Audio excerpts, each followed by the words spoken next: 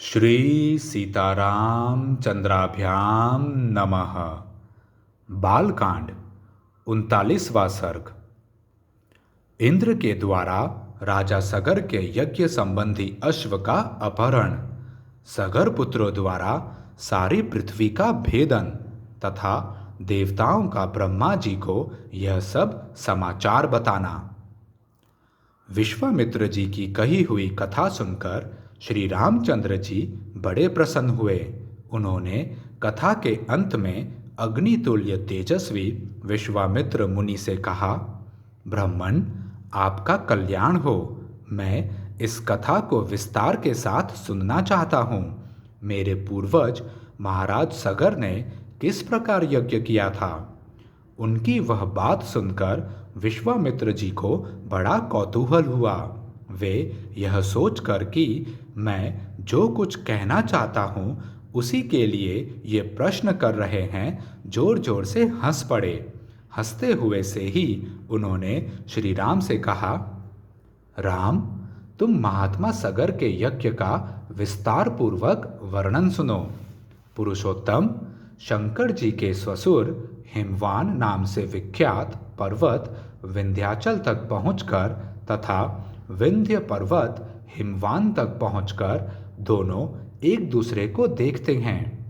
इन दोनों के बीच में दूसरा कोई ऐसा ऊंचा पर्वत नहीं है जो दोनों के पारस्परिक दर्शन में बाधा उपस्थित कर सके।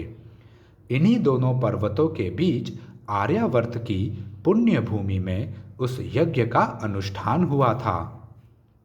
पुरुष सिंह, वही देश यज्ञ करने के लिए उत्तम माना गया है।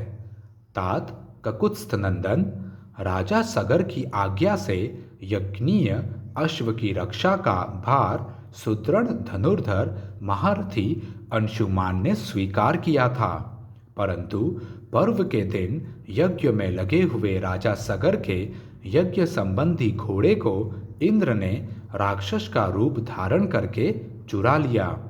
काकुत्स्थ महामना सगर के उस अश्व का अपहरण होते समय समस्त ऋत्विजों ने यजमान सगर से कहा, ककुत्स्थ नंदन, आज पर्व के दिन कोई इस यज्ञ संबंधी अश्व को चुराकर बड़े वेग से लिए जा रहा है। आप चोर को मारिए और घोड़ा वापस लाइए, नहीं तो यज्ञ में विघ्न पड़ जाएगा और वह हम सब लोगों के लिए अमंगल का कारण होगा। राजन, आप ऐसा प्रयत्न कीजिए जिससे यह यज्ञ बिना किसी विघ्न बाधा के परिपूर्ण हो। उस यज्ञ सभा में बैठे हुए राजा सगर ने उपाध्यायों की बात सुनकर अपने 60,000 पुत्रों से कहा, पुरुष प्रवर पुत्रों, यह महान यज्ञ वेद मंत्रों से पवित्र अंतःकरण वाले महाभाग महात्माओं द्वारा संपादित हो रहा है। अतः यहाँ राक्षसों की पहुँच हो ऐसा मुझे नहीं दिखाई देता। अतः यह अश्व चुराने वाला कोई देवकोटि का पुरुष होगा। अतः पुत्रों, तुम लोग जाओ, घोड़े की खोज करो, तुम्हारा कल्याण हो। समुद्र से घिरी हुई इस सारी पृथ्वी को छान डालो। एक एक योजन विस्तृत भूमि को बांटकर उसका चप्पा चप्पा देख डालो। जब तक घोड़े का पता न लग जाए तब तक मेरी आज्ञा से इस पृथ्वी को खोदते रहो। इस खोदने का एक ही लक्ष्य है, उस अश्व के चोर को ढूंढ निकालना। मैं यज्ञ की दीक्षा ले चुका हूँ, अतः स्वयं उसे ढूंढने के लिए नहीं जा सकता। इसीलिए जब तक इस अश्व का दर्शन न हो तब तक मैं उपाध्यायों और पौत्र अंशुमान के साथ यहीं रहूंगा।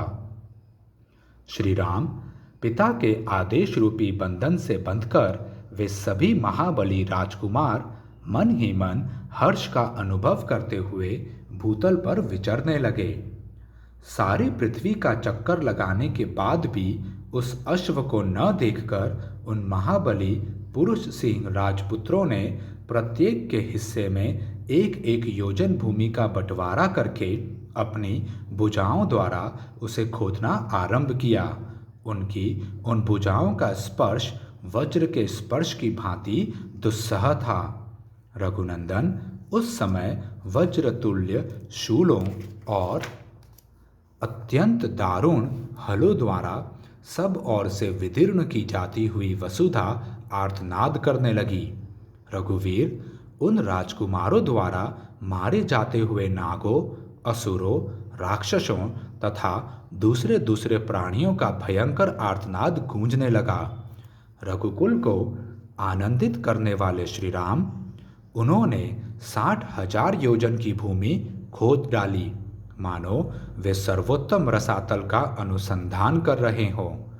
नृपश्रेष्ठ राम इस प्रकार पर्वतों से युक्त जम्बूद्वीप की भूमि खोदते हुए वे राजकुमार सब और चक्कर लगाने लगे। इसी समय गंधर्वों, असुरों और नागों सहित संपूर्ण देवता मन ही मन घबरा उठे और ब्रह्मा जी के पास गए। उनके मुख पर विषाद छा रहा था। वे भय से अत्यंत संत्रस्त हो गए थे।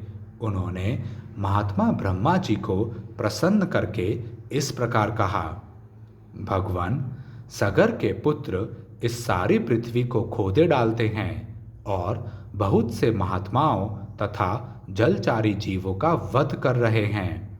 यह हमारे यज्ञ में विघ्न डालने वाला है। यह हमारा अश्व चुराकर ले जाता है। ऐसा कहकर वे सगर के पुत्र समस्त प्राणियों की हिंसा कर रहे हैं। इस प्रकार श्री वाल्मीकि निर्मित आर्ष रामायण आदि काव्य के बालकांड में 39वां सर्ग पूरा हुआ। जय श्री राम।